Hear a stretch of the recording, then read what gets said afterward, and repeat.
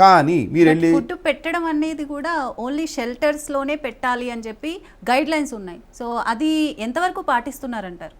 అది రాంగ్ అండి. అది షెల్టర్స్లో పెట్టాలి అనేది ఎక్కడ లేదు మనకి. మనకున్నది ఇప్పుడు ఇన్ఫ్రాస్ట్రక్చరు ప్రతి మున్సిపల్ అడ్మినిస్ట్రేషన్లో, ఆఫ్ కోర్స్ విలేజెస్లో ఎక్కడ అంత ఇన్ఫ్రాస్ట్రక్చర్ లేదు. మన మున్సిపల్ బాడీస్లో ఉన్న ఇన్ఫ్రాస్ట్రక్చర్ ఏంటంటే ఏబీసీ సెంటర్స్. ఈ ఏబీసీ సెంటర్స్ ఏంటంటే గౌరీ గారు చెప్పినట్టు 2001లో స్టార్ట్ అయ్యాయి. బర్త్ కంట్రోల్ ఆపరేషన్ చేసే ఒక హాస్పిటల్స్, ఒక వెటనరీ హాస్పిటల్స్.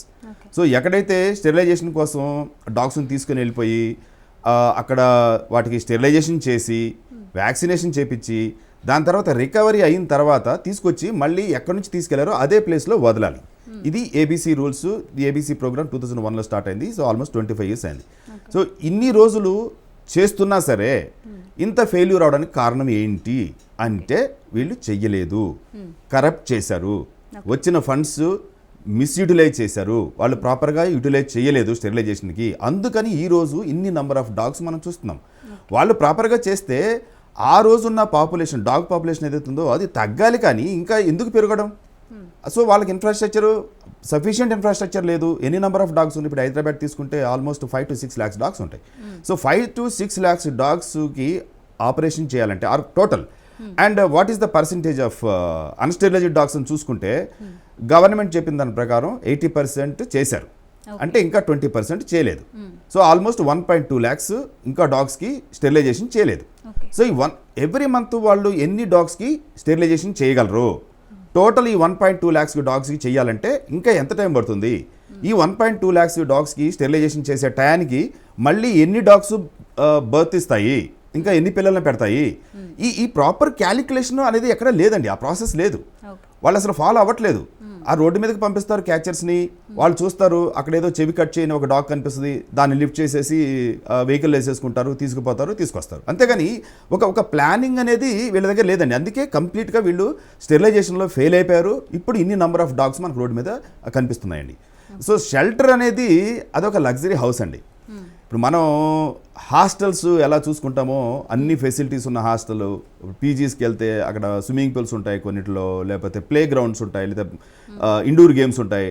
అలాగే షెల్టర్ అనేది ఆ కాన్సెప్ట్ దేని బేసిస్ మీద వచ్చిందంటే, ఒక డాగ్ రోడ్డు మీదనే కాలనీలో కనుక ఉంటే ఎలాంటి లైఫ్ అది ఎక్స్పీరియన్స్ అవుతుందో, అంటే అది ఆడుకుంటుంది, ఎక్కడో చెట్టు కింద పడుకుంటుంది, ఎండ వచ్చినప్పుడు ఎండలో పడుకోవాలంటే ఎండలో పడుకుంటుంది, వర్షం వచ్చినప్పుడు అక్కడ ఏదైనా షెల్టర్ ఉంటే షాపో ఏదైనా ఉంటే అక్కడికి వెళ్ళి పడుకుంటుంది.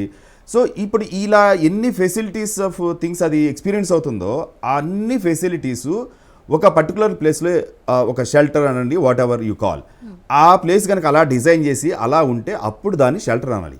ఇప్పుడున్న వీళ్ళకి ఉన్న ఏబీసీ సెంటర్స్ ఏవైతే ఉన్నాయో, బర్త్ కంట్రోల్ సెంటర్స్, అక్కడికి తీసుకెళ్ళిపోతారు. ఒక కేజీ ఉంటుంది, చిన్న కేజీ, అందులో ఒక 4-5 డాగ్స్ పెట్టేస్తారు, ఆపరేషన్ చేస్తారు, మళ్ళీ అదే దాంట్లో పెట్టేస్తారు.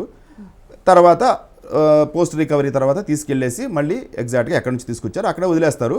సో ఈ పర్టికులర్ ఏబీసీ సెంటర్స్ ఏవైతే ఉన్నాయో అవి డిజైన్ ఫర్ ఆపరేషన్స్. ఇప్పుడు సుప్రీంకోర్టు ఏదైతే November 7th ఆర్డర్ ఇచ్చిందో, ఇన్స్టిట్యూషన్స్ నుంచి, స్కూల్స్, మన బస్ స్టేషన్స్, రైల్వే స్టేషన్ నుంచి తీసుకెళ్ళి మూవ్ చేయమని చెప్పిందో, స్టెరిలైజేషన్ చేసి వ్యాక్సినేషన్ చేసిన తర్వాత అవి ఏబీసీ సెంటర్స్ కాదు. ఏబీసీ సెంటర్స్ అవి షెల్టర్స్ కాదు. వీటికి సెపరేట్గా షెల్టర్స్ కట్టాలి. సుప్రీంకోర్టు చెప్పింది షెల్టర్స్కి మూవ్ చేయండి, ఏబీసీ సెంటర్లో స్టెరిలైజేషన్ చేయండి, వ్యాక్సినేషన్ చేయండి, తర్వాత మీరు షెల్టర్స్కి మూవ్ చేయండి. సో షెల్టర్స్ ఎక్కడ ఉన్నాయండి? షెల్టర్స్ ఎక్కడ లేవు. అందుకే ఏబీసీ సెంటర్స్లో 2 months నుంచి పట్టుకున్న డాగ్స్ అలాగే ఫుడ్ తినక, వాళ్ళు పెట్టే ఫుడ్ తినక అవి ట్రామాలోకి వెళ్ళిపోయి, డిప్రెషన్లోకి వెళ్ళిపోయి, వాళ్ళ ఫ్రెండ్స్ ఎక్కడున్నారో తెలియదు, వాళ్ళ మదర్ ఫాదర్ ఎక్కడున్నారో తెలియదు. అలాంటి అయోమయమైన సిచ్యువేషన్లో అవి ఫుడ్ తినడం ఆపేసేసి లిటరల్గా చచ్చిపోతున్నాయండి ఏబీసీ సెంటర్స్లో లాస్ట్ 2 months నుంచి. అది షెల్టర్కి, ఏబీసీ సెంటర్కి ఫస్ట్ ఈ మున్సిపల్ అడ్మినిస్ట్రేషన్కి ప్లస్ లోకల్ పంచాయత్ రాజ్ డిపార్ట్మెంట్స్కి వీళ్ళకి ఫస్ట్ అర్థం కావాలి ఆ కాన్సెప్ట్. అప్పుడు సుప్రీంకోర్టు చెప్పినట్టు ఆ షెల్టర్స్ అనే ప్రస్తావన వస్తుంది. కానీ లాంగ్ టర్మ్లో నేను చెప్పినట్టుగా ఈ ఎన్విరాన్మెంటల్ ఎకో బ్యాలెన్స్ ఏదైతుందో ఆ బ్యాలెన్స్ ఇంబ్యాలెన్స్ అయిపోతుంది. అది దీర్ఘకాలికంగా మనకే మళ్ళీ హామ్ అవుతుందండి.